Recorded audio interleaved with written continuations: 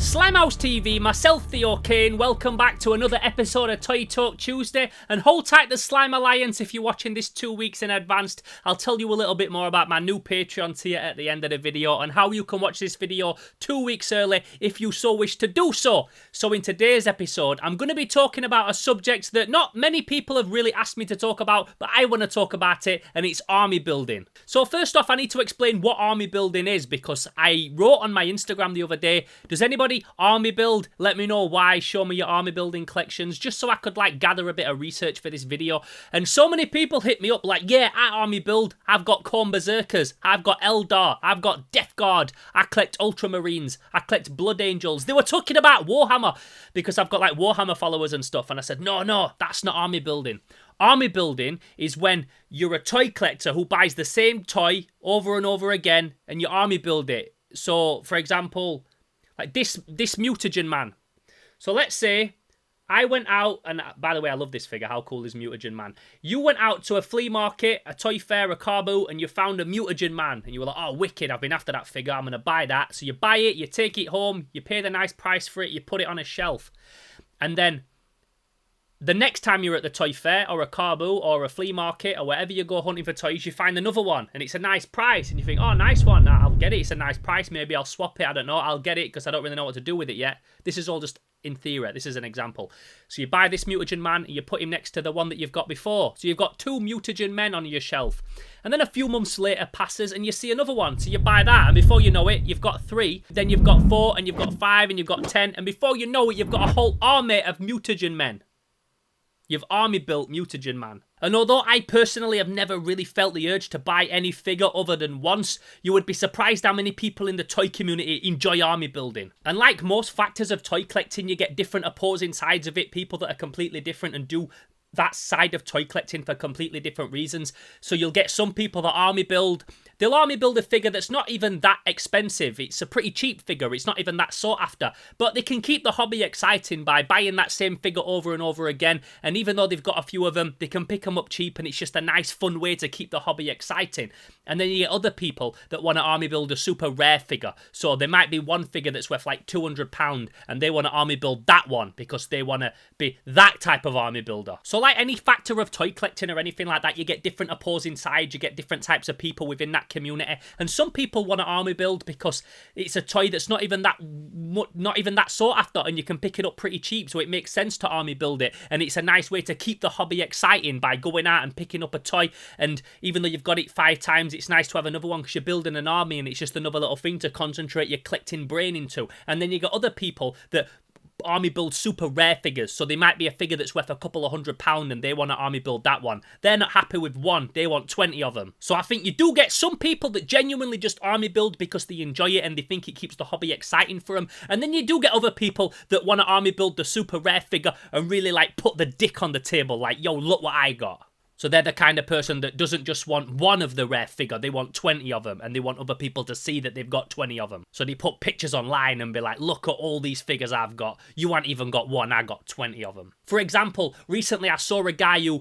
army built Yak Face from Star Wars. Now, to anybody that doesn't know, Yak Face is part of the original Kenner Star Wars line, but he came out towards the very end of the series. He's from the last few figures that they released, and he's one that's one of the most sought after Star Wars figures. You do see it around, but if you get one, you're going to have to pay a bit of money for it more than likely. It's not a figure that you find in the wild as much because it's rarer. So if a guy army builds them, he's trying to say something. He's like, yo, I got 20 Yak Face figures. I'm the Yak Face guy. Because that's the kind of figure that if you have one, you've had to spend money on it. 9 times out of 10, if you've got a Yak Face, it's very rare you would find one in the wild. You do find them in the wild. I've found them in the wild myself, and so have my friends, but it's very rare. It's one of the rarer figures to find in the wild. So if you've got 20 of them, you're army building something that's a real high-end expensive figure. So although you do get some people that might genuinely army build that one particular figure because they like it that much that they need to just keep buying all of them regardless of its price, it definitely feels like if you're that kind of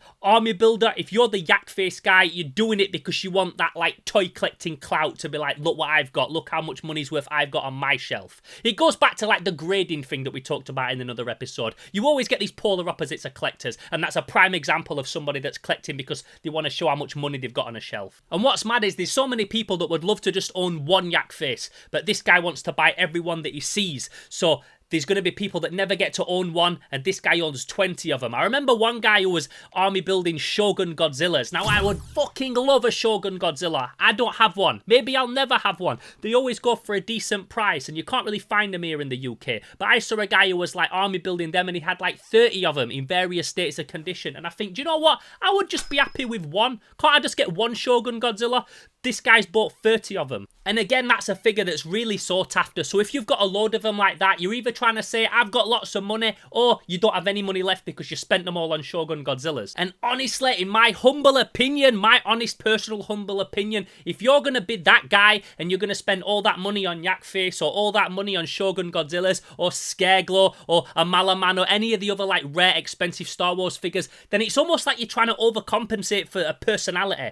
You remind me of those guys that buy a really big fucking hench dog because they've not got much personality, so they buy a big dog so that they're like the guy with a big dog. The kind of guys that rev the motorbikes really fucking loud so everybody can hear them. People that army build a Shogun Godzilla or a Yak Face, in my opinion, are like the toy collecting equivalent of that. And I personally don't ever want to be seen as that guy. Like, I'll have been called many names in my time, but I can sleep soundly in my bed at night knowing that I've never been called the Yak Face guy. Now, some toys kind of make sense to army build, and although, like I said, it's not something I do myself, I can understand why if you've got a Kenner Star Wars collection and you've got one Darth Vader in the middle of 20 Stormtroopers, that looks pretty cool. If you're a Playmates collector, nothing's going to be cooler than having Shredder surrounded by a bunch of foot soldiers, if that's what you want to do. If you're going to army build foot soldiers. Or if you're a G.I. Joe collector, if you've got Cobra Commander surrounded by Cobra Troopers, that makes sense to me. Like, maybe I would like a few more radiation rangers to put around my Dr. Killamoff in my Toxic Crusaders collection, because that would just look cool. It's not something I'm actively going to go out and seek out, but if I do find a couple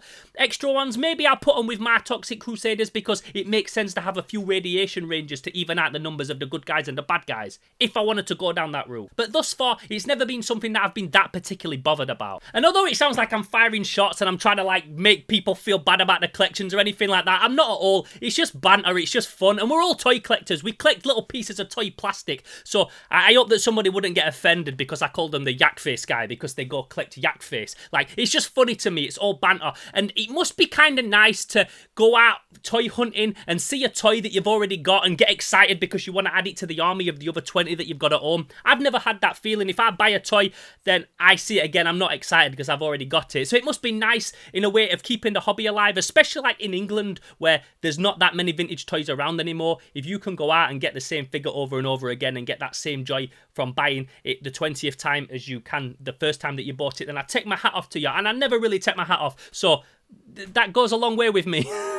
And like I said, I'm not like actually firing shots at anybody. I've got friends that toy collect and that do army build. My friend Toy Polloy, Dave over at Toy Polloy, he collects Skeletors and he makes a point of never paying a lot of money for them. So he's got a bunch of Skeletors that he can look at and go, each one of them only cost me a few pounds and I've got a whole army of them because he loves Skeletor. So I think that's awesome. But I do think there's a huge difference between Dave collecting those Skeletors and paying a few quid for each one and having an army that he can look at and go, yeah, they only cost me a few quid for all of those, to the Yak Face guy. They're completely opposites to me. And it's the Yak Face guy that I don't really understand. And I'm not talking about variants either, because some people collect variants of stuff. For example, the minifigures community. If you collect Monster in My Pockets, each one of them's got like 6 different colours. So if you've even got just an original run of all the Monster in My Pockets, you're going to have to times that by 6 if you collect each variant of each figure. So I'm not even talking about variants, army building in that way, because again, that's not something that I really fucks with. If I've got monsters in my pockets, a monster in my pocket, and I've pretty much got every single one from the original series of Monster in My Pocket,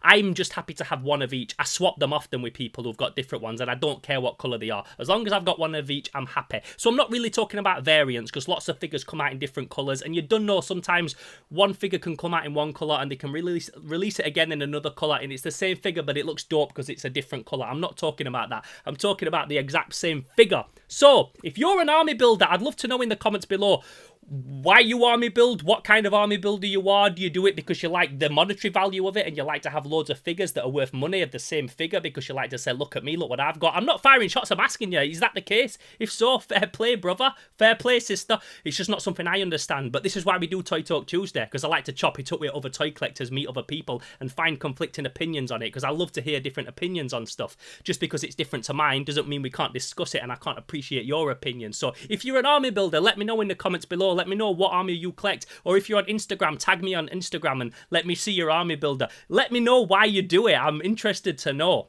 So like I said, you can get at me over on Instagram at Theo_Kane_Slimehouse. Tag me in your pictures and let me see your armies. If you don't understand it, again, let me know below. I like to discuss Toy Talk Tuesday subjects down in the comments below with people, so feel free to chop it up in the comments below and get involved. If this is your first time here at the channel, don't forget to go and binge the back catalogue. I've been doing one of these every Tuesday for the past 6 months, so there's a ton of content of just Toy Talk subjects, but there's a ton of other content on here as well. Lots of retro cool toy stuff, channel chats, video essays, documentaries, all kinds of coverage, unboxing. If you can think of it and it's around the subject of toys, we've probably covered it on this channel, and if we haven't, then I want to cover it in a future video. So let me know in the comments below if you've got any other subjects that you'd like to hear me discuss here on Toy Talk Tuesday, and we'll do them. We'll do an episode on it if it's a good enough subject and we can get a lot of conversation out of it.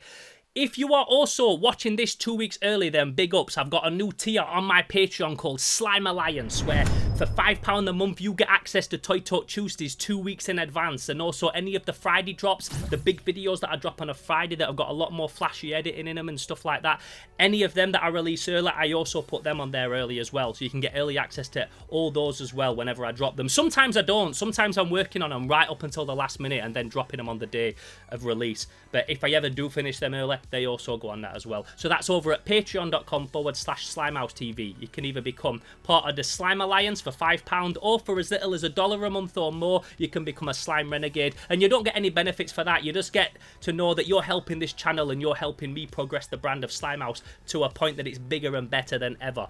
So I hope you enjoyed today's Toy Talk discussion. Make sure you check next week's, and if you've got any discussions that you'd like to see us talk about in the future, then leave them in the comments below. Until the next episode, I'm Theo Kane. I will catch you then, and right now I'm gone.